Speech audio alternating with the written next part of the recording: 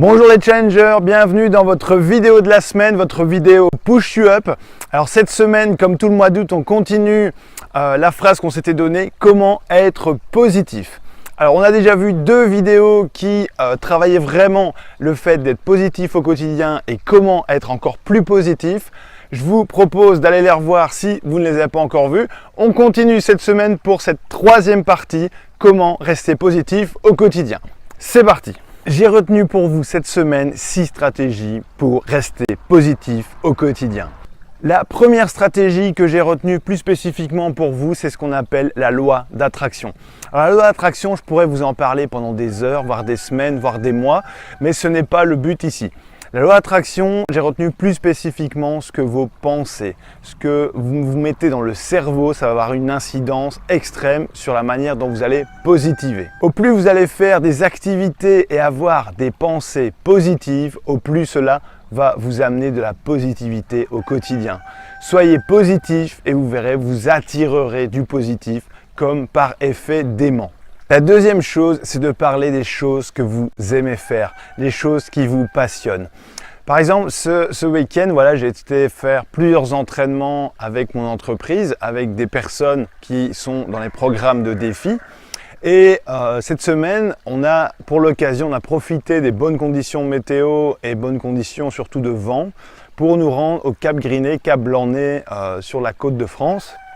Et je dois avouer que c'était un moment assez exceptionnel parce qu'on est parti vraiment là-bas une journée en équipe. On a vraiment, sur cet événement, fédéré l'équipe et on a vraiment boosté avec énormément de positivité tout au long de la journée. Même s'il y a eu des moments plus difficiles à certains moments où il a fallu discuter en équipe, on a vraiment grandi ensemble et on a vraiment appris ensemble. Ce qui a apporté énormément de positivité à tout un chacun pour la réalisation de ce défi. Donc vraiment, parler de choses positives au quotidien. La troisième chose, entourez-vous d'amis. D'amis sur lesquels vous pouvez compter. D'amis qui vont avoir les mêmes valeurs que vous, les mêmes valeurs de famille, les mêmes valeurs de partage, les mêmes valeurs de respect. Vraiment tout un ensemble de valeurs qui vont faire que ceci partagé avec eux, ça va faire que vous allez toujours évoluer ensemble, vous allez grandir ensemble et vous allez positiver ensemble. Il faut savoir qu'au niveau cellulaire, avoir des interactions sociales avec des autres êtres humains, ça libère des neurotransmetteurs dans le cerveau et plus spécifiquement de la dopamine et de la sérotonine qui sont des neurotransmetteurs qui vous apportent énormément de positivité. Quatrièmement, travaillez votre compassion au quotidien.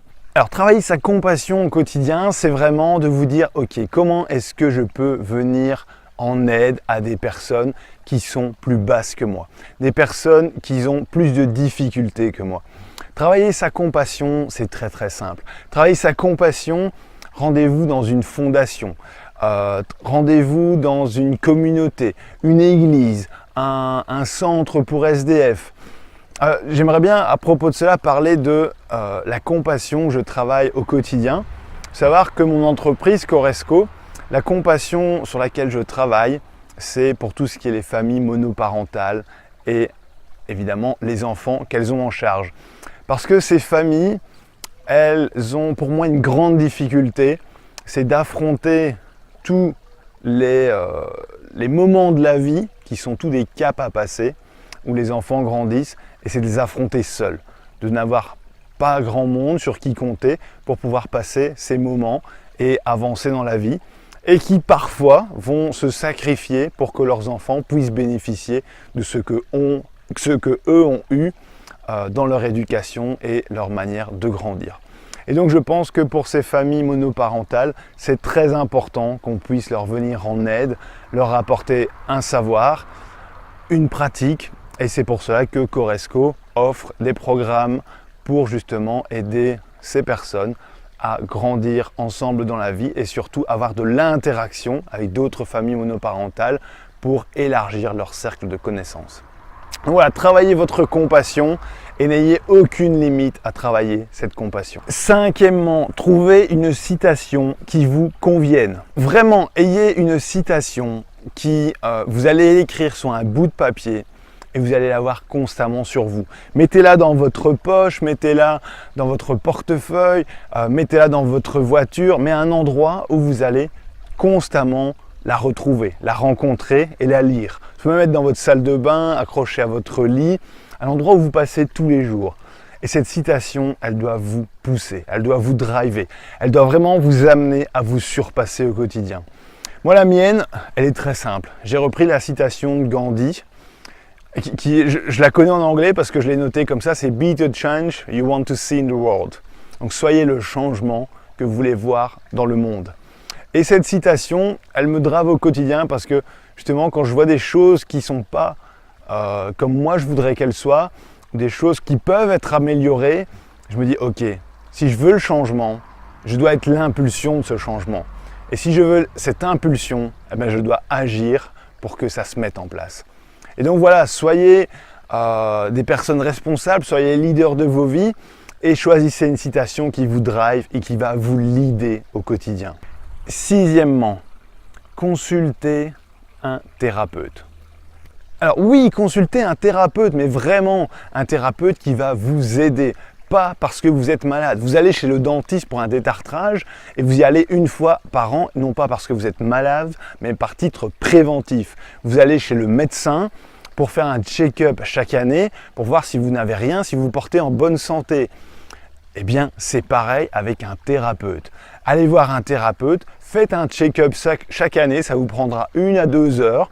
Vous allez rencontrer quelqu'un que vous ne verrez peut-être qu'une fois par an, mais avec qui vous allez pouvoir passer tous les différents champs de votre vie et voir ce qui va et ce qui ne va pas.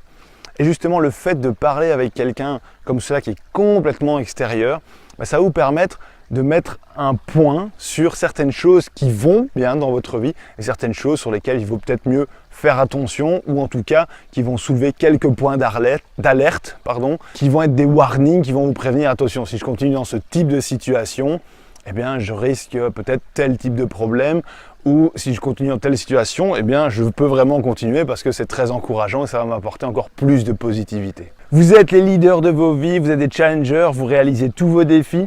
Vous allez réaliser celui-ci. Votre défi pour cette semaine, donc prenez 3 de ces points et réalisez un défi. Moi, je vous conseille plus spécifiquement d'essayer de renouer avec un ancien ami, d'adhérer à une fondation ou une communauté qui a vraiment un sens pour vous, qui va vous permettre de vous dépasser. Et enfin, trouvez-vous une phrase inspirante que vous allez noter même à plusieurs endroits et qui va vous leader dans tous les gestes du quotidien et dans toute la vie que vous menez. Vous êtes les challengers, vous relevez les défis. À très bientôt pour votre prochaine vidéo Push You Up.